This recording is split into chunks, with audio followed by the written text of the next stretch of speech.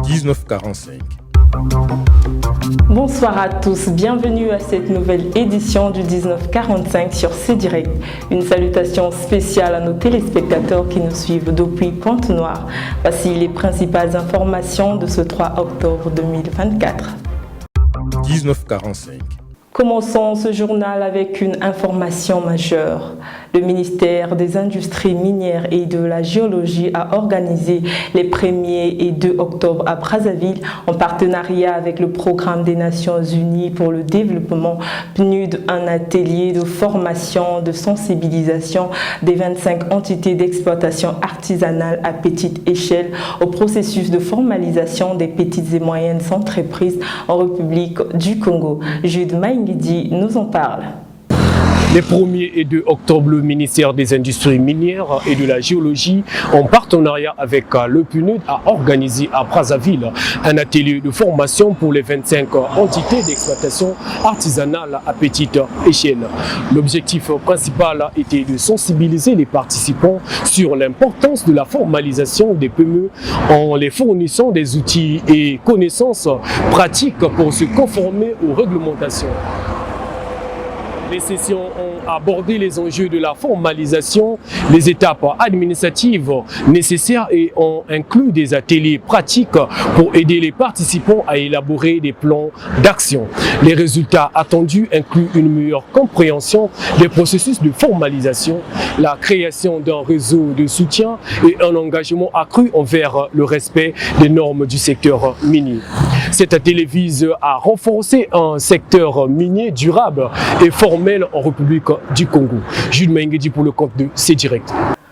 En République démocratique du Congo, le parti présidentiel exprime sa volonté de réviser la Constitution. Cette décision a provoqué une opposition grandissante dans le pays et des manifestations contre la révision constitutionnelle voient le jour. Durville Mondeli nous en parle. Le secrétaire général de l'Union pour la démocratie et le progrès social UDPS, Augustin Kabouya, persiste dans la volonté du parti présidentiel de réviser la Constitution malgré une forte opposition grandissante de la société civile et des opposants. Il annonce le lancement prochain d'une campagne pour atteindre cet objectif. Rappelons que l'Union pour la démocratie et le progrès social UDPS s'était déjà positionné contre certains aspects de la Constitution lors de la campagne référendaire de 2006. La révision constitutionnelle pour lui est une promesse électorale, une nécessité pour ajuster certains points du texte actuel.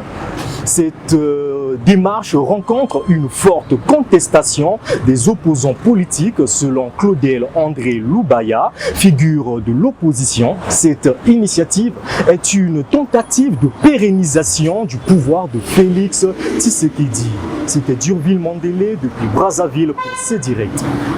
La République du Congo et la République fédérale de Russie ont signé un accord intergouvernemental sur le projet Pipeline Pointe-Noire-Brazzaville-Maluku lors de la 7e commission mixte tenue à Moscou.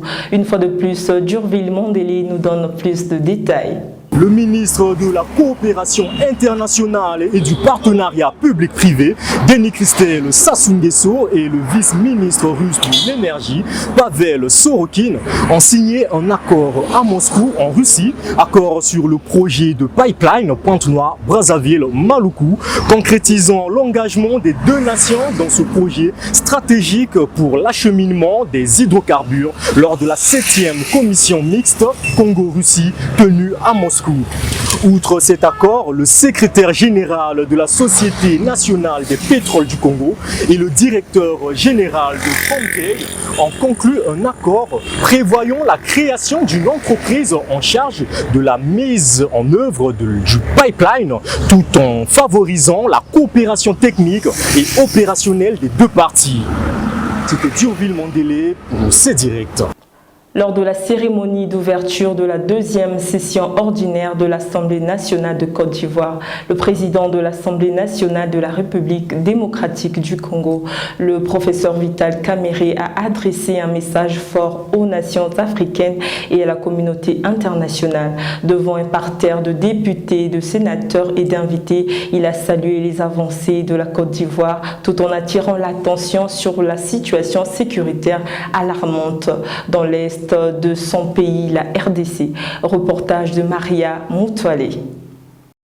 Dans son discours, le président de l'Assemblée nationale de la République démocratique du Congo, Vital Kamerhe, a d'abord salué la maturité politique et les sursauts patriotiques du peuple ivoirien, les qualifiant de modèle de paix et de développement. Il a souligné les efforts de président Félix-Antoine Tshisekedi et Alassane Ouattara pour renforcer les liens entre la République démocratique du Congo et la Côte d'Ivoire, deux nations partageant une culture et des défis communs. Il y a encore 10 ans, l'Afrique étant comparable à un corps humain, à Kinshasa et de partout au Congo, nous suivions impuissants la mort dans l'âme, le bombardement de populations ivoiriennes innocentes, certainement à cause des divergences politiques. Aujourd'hui, comment ne pas saluer chaleureusement toutes les transformations qualitatives observées dans tous les secteurs de la vie nationale dans ce beau pays qui a résolument tourné le dos à la haine ethnique et à la crise identitaire. Mon vœu le plus cher est que plus jamais l'Ivoirien ne déteste l'Ivoirien. Plus jamais l'Africain ne déteste l'Africain. Et que dans l'unité et l'amour, les Ivoiriens maintiennent cet élan et que les autres Africains leur emboîtent le pas pour une Afrique qui s'élève et qui recouvre sa dignité à cette ère de mondialisation. Kamerhe ne pouvait ignorer la crise qui frappe son pays. Il a interpellé la communauté internationale sur les atrocités vécues par la population du Nord Kivu, des Lituri et des Sud Kivu, en proie à une guerre d'agression orchestrée par le Rwanda et ses alliés du M23. La volonté ne manque pas, mais c'est depuis 30 ans que notre pays est en guerre. Comment voulez-vous vous occuper du développement au moment où une grande partie de la République démocratique du Congo est occupée par les agresseurs? Cette partie-là représente 55 millions d'habitants, presque le double de la population de la Côte d'Ivoire. Et nous pensons qu'avec l'aide de la diplomatie parlementaire, vous allez certainement venir au secours de la République démocratique du Congo, qui se bat derrière son chef, son Excellence Félix-Antoine Tshisekedi Tshilombo.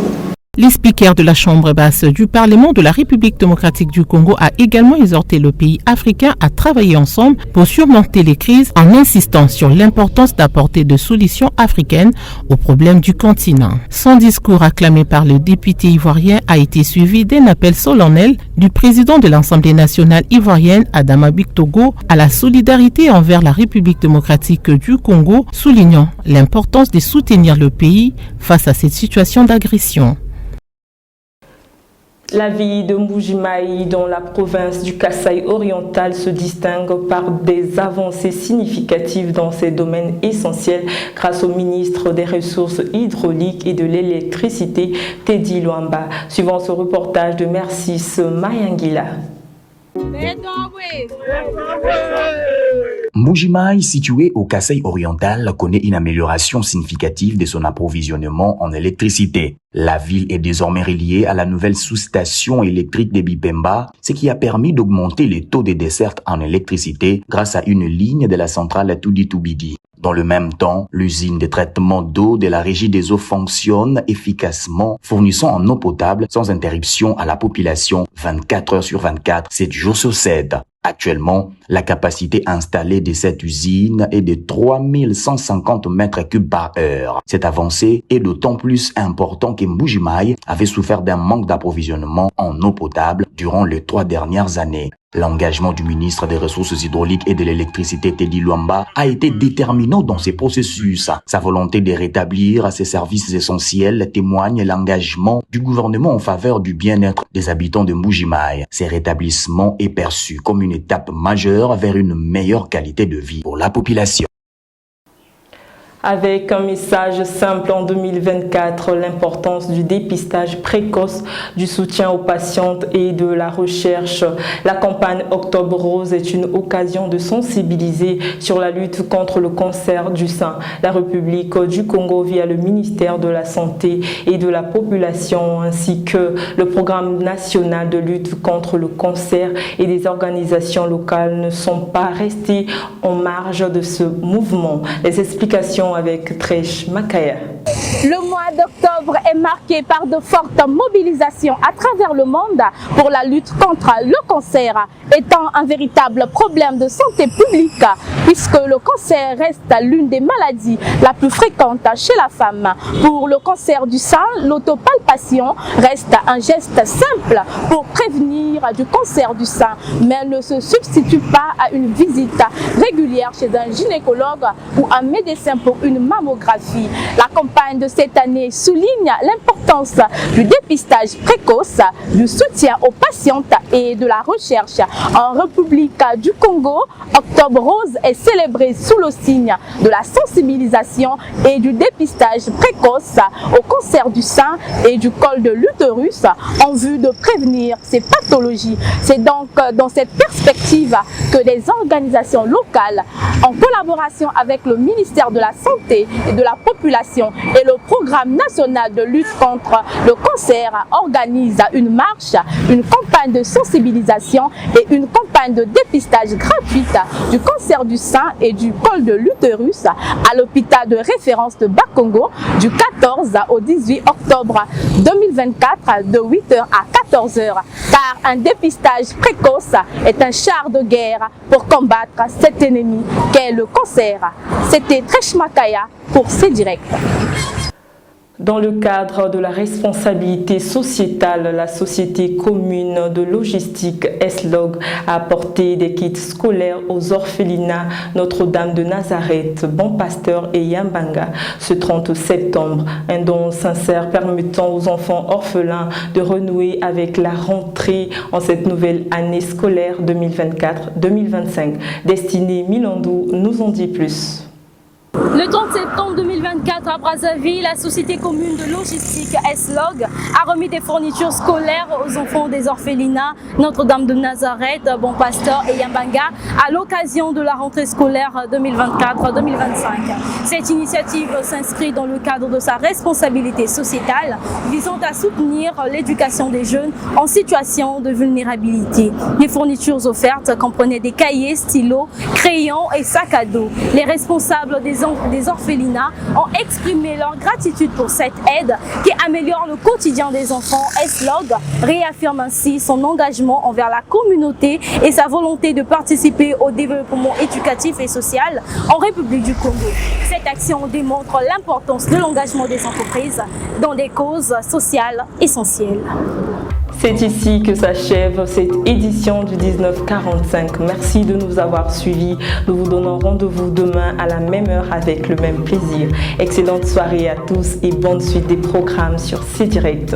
Bonsoir.